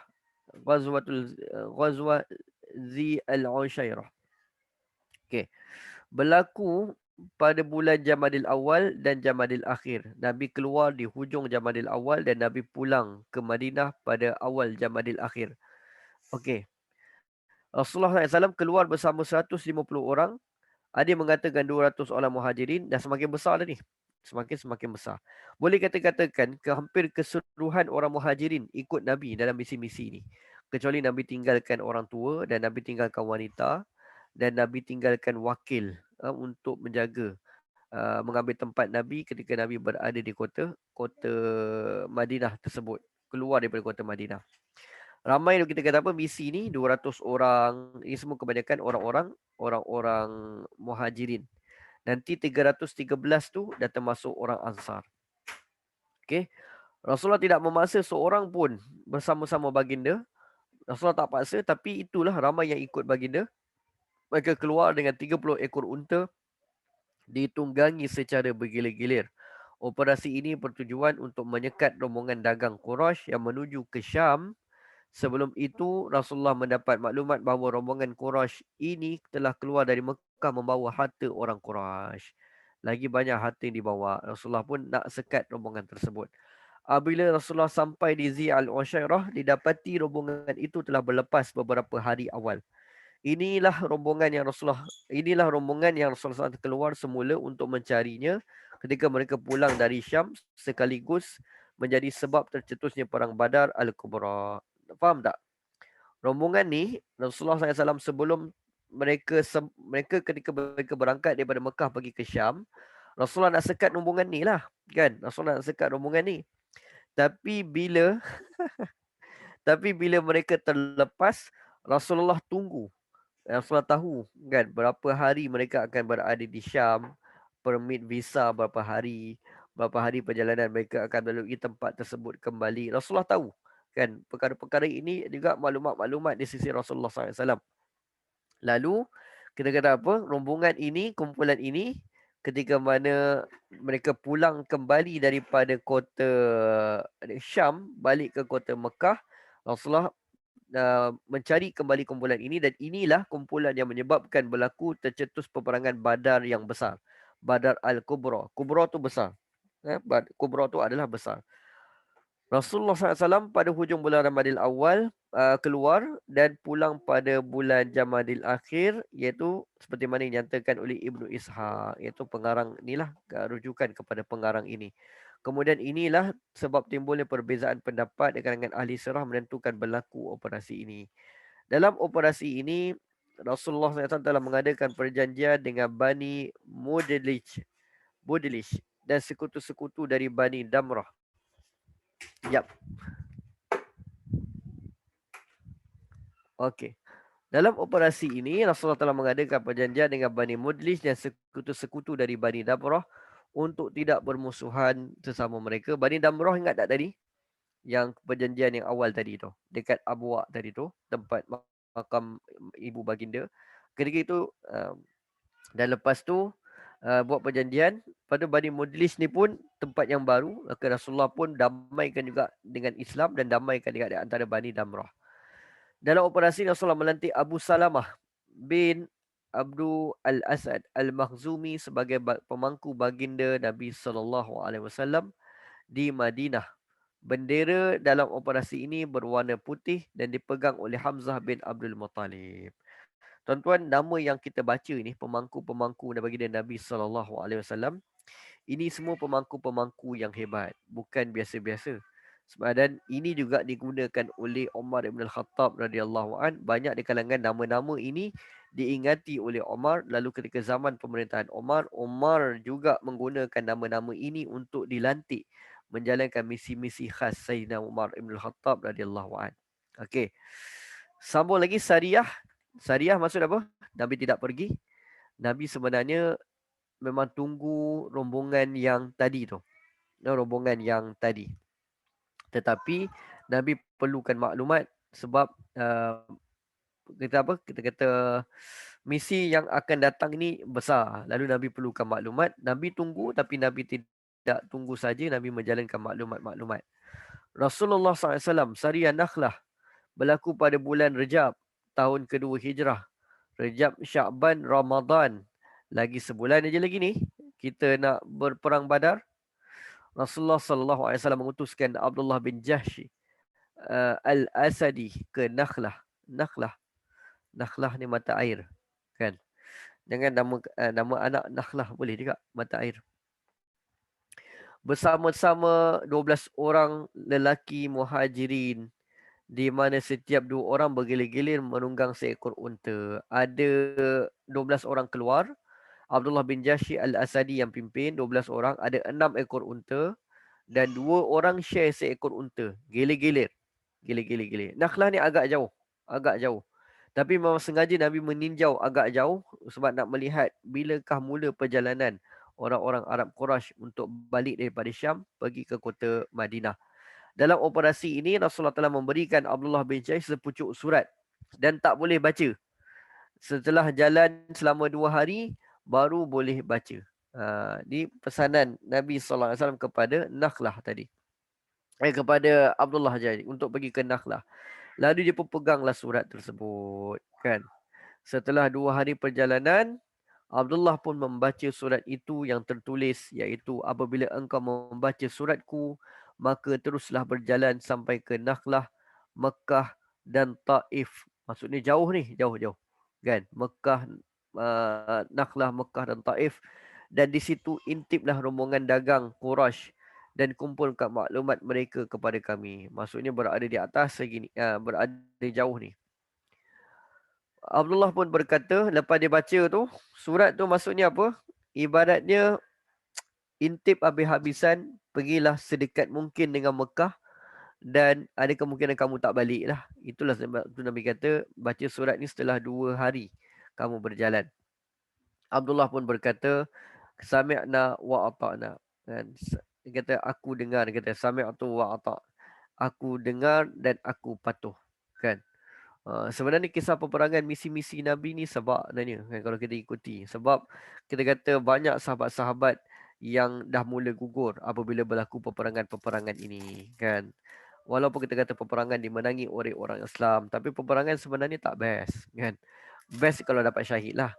Kan? Tapi sebenarnya daripada sudut lain, sahabat-sahabat mereka juga terkenang akan rakan-rakan mereka yang terkorban semasa berlakunya peperangan.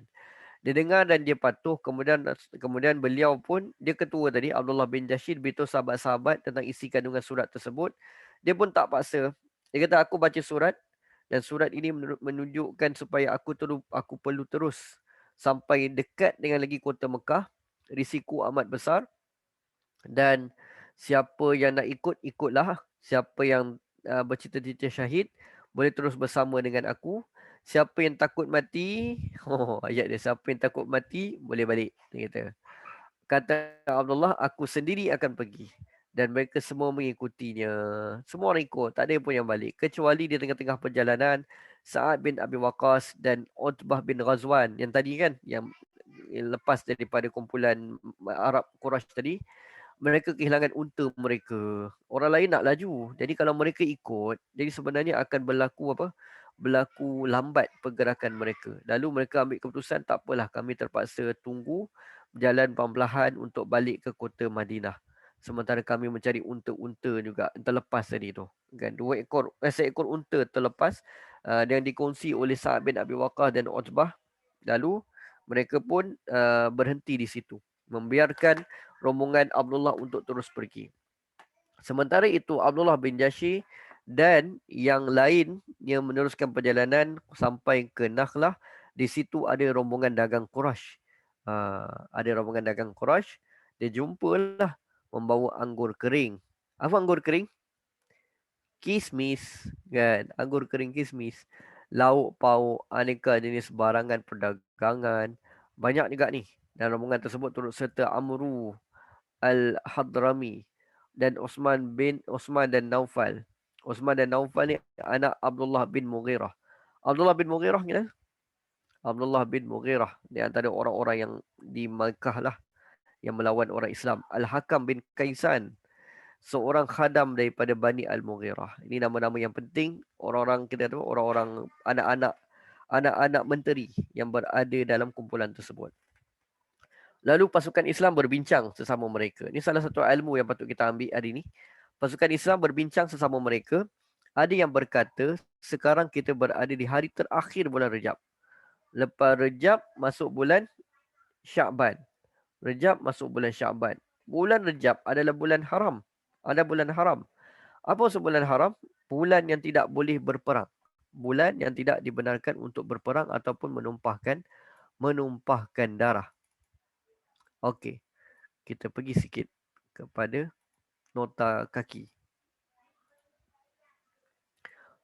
Bulan-bulan haram apa? Bulan-bulan haram iaitu Muharram, Zulqa'dah ataupun Zulqa'dah. Dalam bahasa Arab disebut Zulqa'dah. Muharram, Zulqa'dah, Zulhijjah, Rejab. Rejab. Ini adalah bulan-bulan haram. 4 bulan. Bulan yang tak dibenarkan untuk menumpahkan darah. Bulan yang tak dibenarkan untuk berperang. Bulan yang tak dibenarkan untuk untuk menawan dan sebagainya. Disebabkan apa? Kehormatan sebagai mana besarnya dosa jika dilakukan dalam bulan-bulan tersebut. Bulan lain boleh buat dosa lah Ustaz? Tidaklah kan, tapi bermaksud bulan ini di antara bulan yang penting untuk kita sama-sama jaga, memperbanyakkan ibadah. Bulan-bulan haram, sekarang kita bulan apa? Bulan Zulqaedah, bulan Zulhijjah. Kita berada di bulan haram ni. Bulan yang cuba elakkan sebanyak mungkin dosa yang boleh kita tinggalkan. Kan dosa mata, telinga. Sebab tu kita kena kuarantin. Daripada bulan awal Zulqaedah hari tu kan. Kita kena PKPD kan. Di bulan Zulhijjah ni pun ada ura-ura sambung. Eloklah tu kan. Kita sambung untuk memelihara diri kita dalam bulan-bulan haram. Rejab. Rejab bulan haram. Tapi Syakban tidak. Syakban tidak. Berkaitan dengan bulan haram ni saya tambah sikit lagi. Ibnu Abbas radhiyallahu anhuma telah berkata bahawa sesungguhnya Allah Subhanahu wa taala telah mengkhususkan keempat-empat bulan tersebut sebagaimana ganjaran-ganjaran untuk amalan soleh dilakukan pada bulan-bulan tersebut besar juga. So bulan ini sangat dianjurkan kan. Nak buat korban boleh buat korban tempat, nak berpuasa boleh berpuasa kan. Banyak kan nak menuntut ilmu, banyakkan menuntut ilmu terutamanya pada bulan-bulan ini. Okey. Sambungan kita. So, perenggan yang ke-1, 2, 3 pasukan Islam tu. Jadi mereka berada pada hari terakhir bulan Rejab.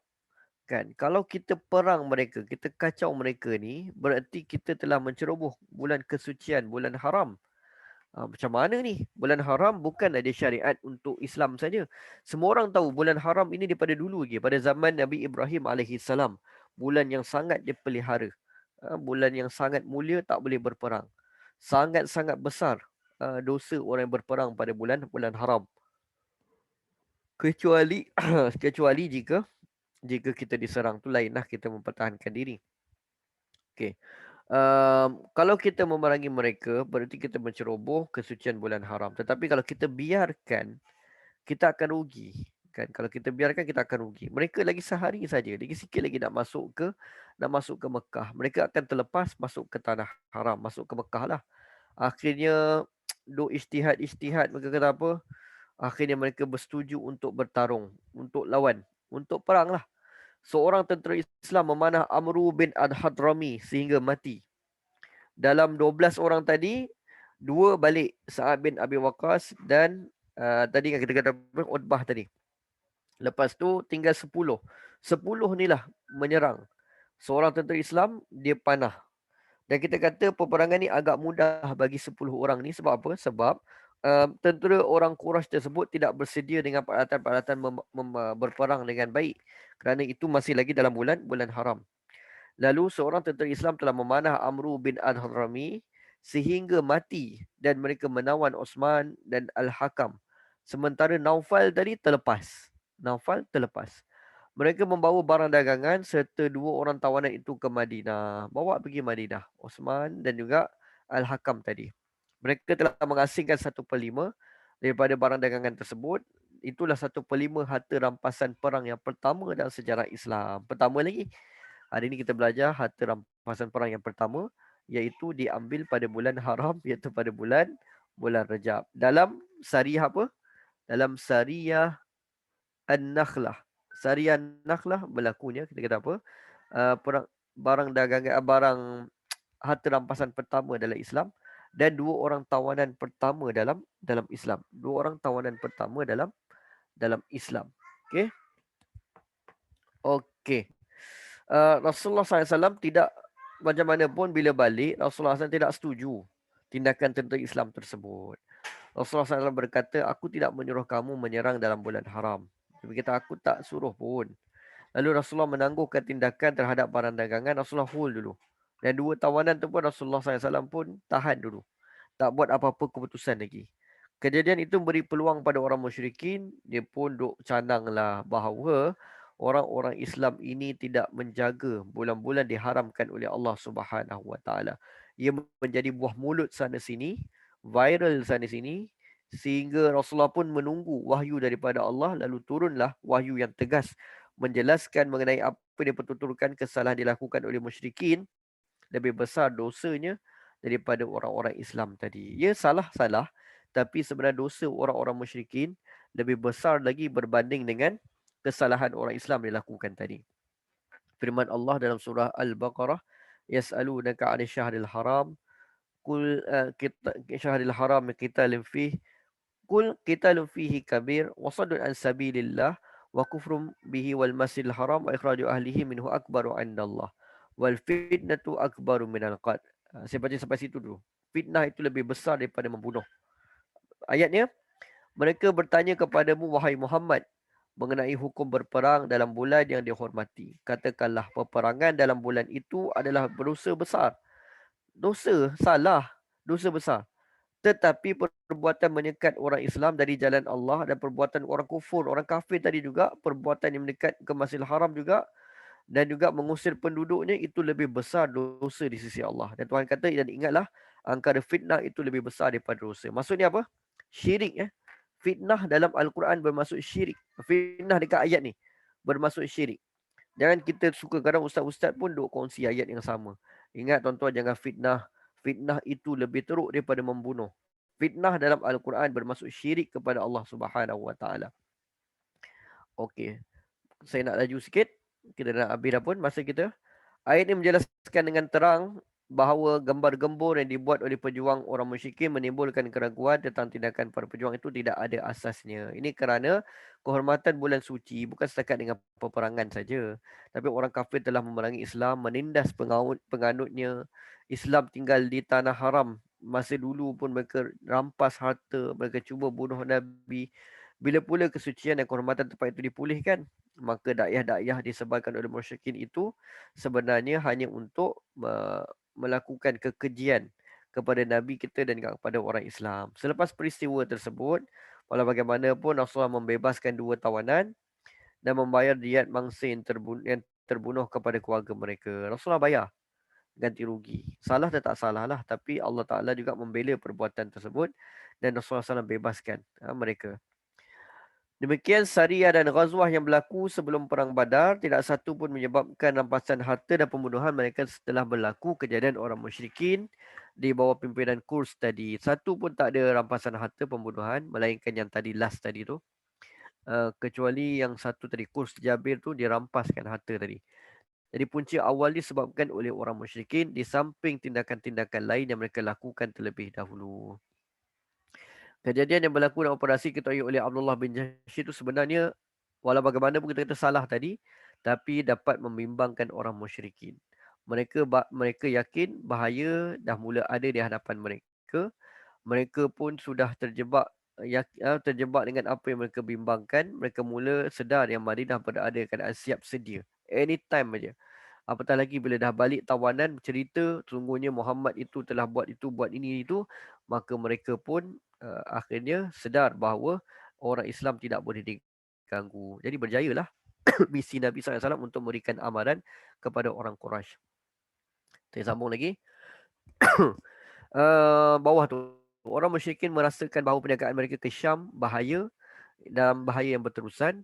Namun mereka masih tidak insaf daripada kesesatan dan enggan mengambil jalan perdamaian. Tak nak berdamai juga. Dilakukan oleh kabilah Juhainah dan Namrah tadi dah berdamai tapi mereka tak mahu. Dendam kesumat masih berlangsung lagi. Lalu selepas operasi Abdullah bin Jahsy Abdullah bin Jahsy, Allah telah mewajibkan mereka berperang iaitu pada bulan Sya'ban tahun kedua Hijrah. Bagaimana ayat diturunkan, ayat kebenaran untuk berperang, surah Al-Baqarah, ayat 190-193. Dan kemudian turun pula cara-cara untuk berperang. Cara pun ada tata cara. Islam tidak berperang dengan sewenang-wenangnya. Meruntuhkan rumah ibadat, mengadakan perkara tak baik kepada tebusan keluarga. Dan Islam juga tidak berperang untuk menghancurkan orang semata-mata, tapi adalah penting adalah untuk menghancurkan kesyirikan yang ada pada mereka. Dan bukan setakat cara, Allah Ta'ala juga mencela orang yang takut apabila perintah berperang. Kalau orang kata Islam ni agama ganas lah sebab suruh berperang, ada ayat siap tata cara berperang, kita katakan ya, Islam ganas kan, Islam suruh berperang, Tapi kalau kita kata dalam peperangan orang Islam, satu-satunya agama yang memberitahu cara berperang, jangan takut berperang dan berperang untuk apa adalah Islam. So perang tetap ada dalam agama ataupun tidak. Dan kerana itu kalau kita kata Islam itu bersuka kepada keganasan, maka kita kata Islam tidak suka kepada keganasan, tapi peperangan yang berlaku dalam Islam semuanya berada di bawah petunjuk daripada Allah Subhanahu Wa Taala.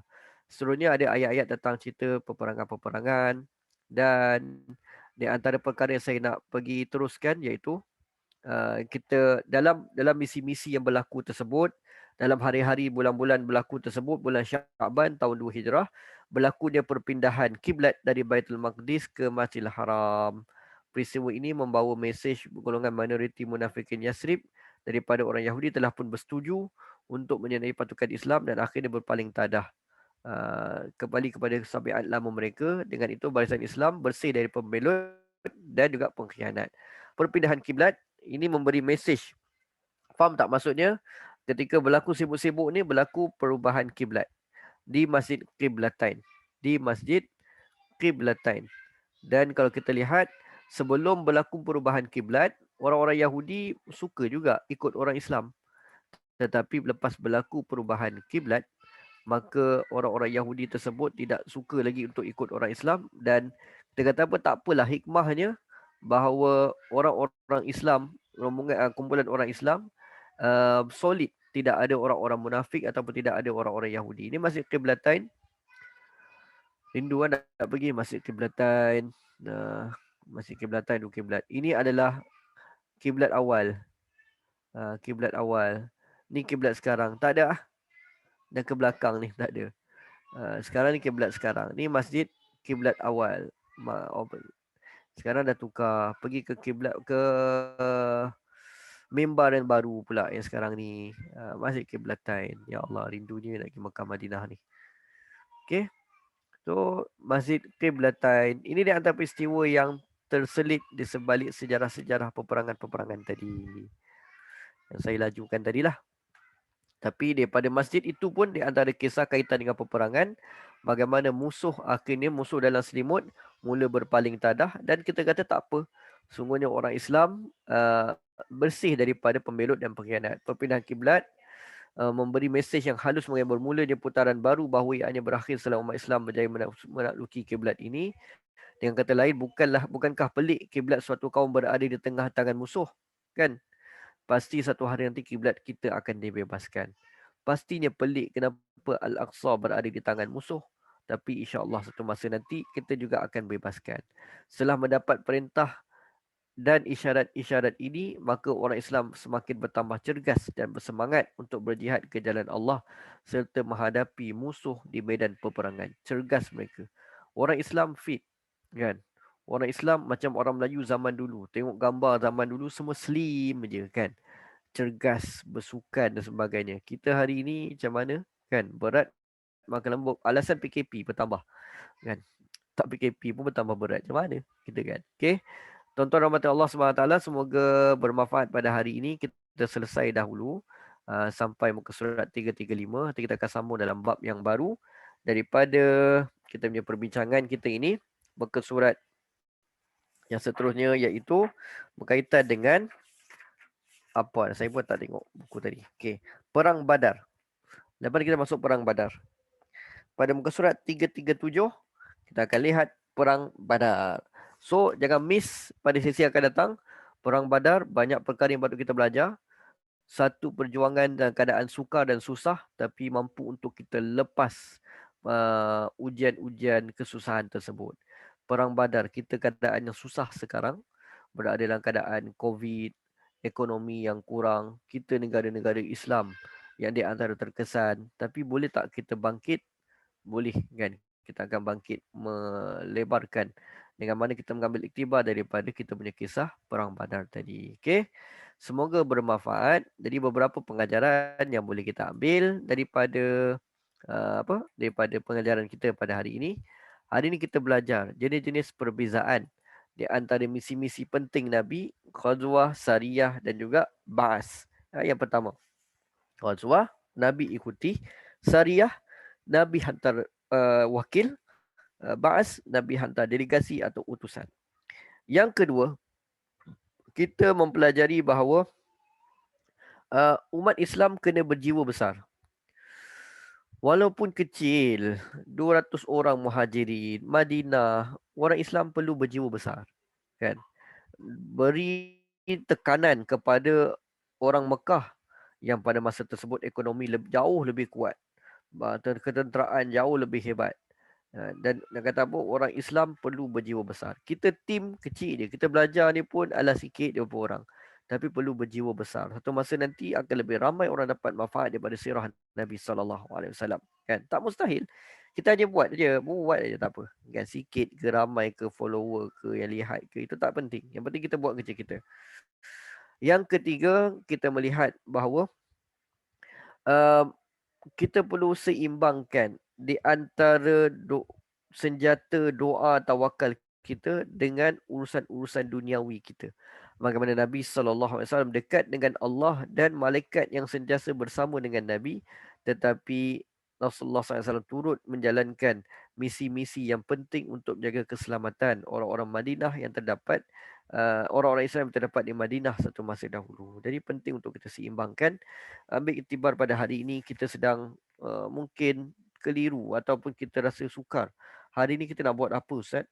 Ya, kita doa dan tawakal bersama, usaha jaga SOP dan sebagainya juga patut kita laksanakan. Ya, dan semoga bermanfaat pertemuan kita pada hari ini. Oleh itu, sebagaimana akhirnya kita akan akhiri pertemuan kita pada pagi ini dengan bacaan doa bersama-sama. Auzubillahi minasyaitonirrajim. Jap, ada soalan. Ustaz, macam mana tawaf penduduk Mekah zaman dulu sebelum tawaf Rasulullah ajar? Kenapa dulu-dulu pun dah ada penduduk Mekah yang memang menjaga urusan datang Mekah dan menjaga makan minum orang datang tawaf ni? Sebelum tu belum ada syariat buat haji lagi. Ada syariat buat haji, dan keliru syariat buat haji dah ada ketika mana zaman Nabi Allah Ibrahim alaihissalam. Jadi haji bukan ketika syariat baginda Nabi kita. Haji adalah syariat dari zaman Nabi Ibrahim alaihissalam. Jadi apa yang kita buat pada hari ini sama saja sebagaimana ibadat dilakukan pada zaman Nabi Ibrahim. Daripada sudut tawafnya, sa'inya dan kemudian berada di Mina, melakukan sembelihan, itu daripada syariat-syariat Nabi Allah Ibrahim alaihissalam. Jadi macam mana mereka tawaf? Ada beberapa cara mereka tawaf. Pertama, mereka yang ikut lagi saranan daripada Nabi Ibrahim alaihissalam, tawaf sebagaimana kita, pusing 7 pusingan dan sebagainya. Dan ada juga yang tawaf memandai-mandai dalam keadaan tidak berbaju. Itulah kan, itu yang berada tawaf pada masa tersebut sebelum Rasulullah yang ajar tawaf. Sebenarnya Rasulullah ajar tawaf tersebut bukanlah ajar tapi kesinambungan daripada ajaran Nabi Ibrahim. Rasulullah perkemaskan balik kepada orang-orang muslimin dengan kefahaman yang dengan lebih jelas daripada ajaran Nabi dulu juga, Nabi Ibrahim alaihissalam. Dan memang dah ada penduduk Mekah menjaga, iyalah sebab berasal daripada zaman Nabi Allah Ibrahim dan mula orang datang ke Mekah. Lalu urusan-urusan tersebut bukan berlaku pada zaman Nabi Muhammad. Sebab tu ada ketua-ketua setiap zaman, seperti mana atuk baginda kan, Abdul Muttalib yang menjadi ketua untuk menjaga kebajikan-kebajikan orang-orang yang datang ke Mekah melakukan haji sebelum itu. Jadi jangan keliru syariat haji dah ada sebelum zaman baginda Nabi kita Muhammad sallallahu alaihi wasallam. Okey? Okey. So kita akan akhiri dulu pertemuan kita. InsyaAllah minggu hadapan kalau kita ada masa kita akan jumpa lagi. Kita akhiri pertemuan kita dengan baca doa bersama-sama. Auzubillahi minasyaitonirrajim. Bismillahirrahmanirrahim. Alhamdulillahirabbil alamin hamdan yuwafi ni'am wa yukafi mazidah. Ya Rabbana lakal hamdu kama yanbaghi li jalali wajhikal karim wa azimi sultanik. Allahumma inna nas'aluka bi anna nashhadu annaka antallah la ilaha illa anta al-ahadus samad lam yalid wa lam yulad wa lam yakul lahu kufuwan ahad. Ya Allah, ya Tuhan kami, berikanlah kami ridha-Mu ya Allah. Masukkanlah kami ke dalam syurga-Mu ya Allah. Jauhilah kami semua daripada azab api neraka. Ya Allah, ya Tuhan kami, ampunlah dosa-dosa kami, ampunlah dosa kedua ibu bapa kami. Kasihanilah mereka sebagaimana mereka mengasihi kami sejak daripada kecil hinggalah kini. Ya Allah, tunjukilah kami jalan yang lurus, iaitu jalan orang yang peroleh nikmat, bukan jalan orang yang diberkahi dan bukan pula jalan orang-orang yang sesat. Ya Muqallibal Qulub, wahai Tuhan yang membolak-balikkan hati, tetapkanlah hati kami dalam agama-Mu dan syariat-Mu. Ya Allah, matikanlah kami dalam keadaan husnul khatimah. Yang kau matikan kami dalam keadaan su'ul khatimah. Rabbi sya'alna muqimas salah min zuriyatina rabbana wa taqabbal du'a. Ya Allah, jadikanlah diri kami ini di kalangan orang-orang yang mendirikan salat serta di kalangan zuriat kami.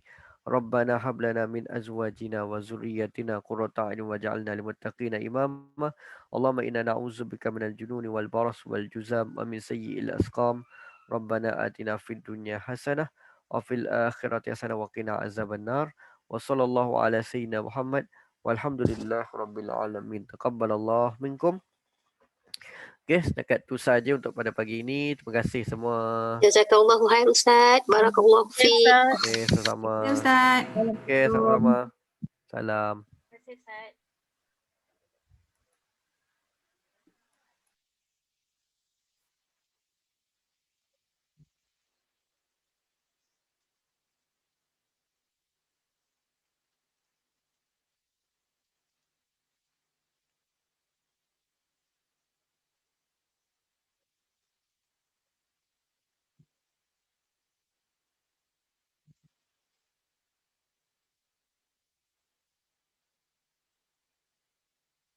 Bye Datin. Assalamualaikum. Masak apa hari ni?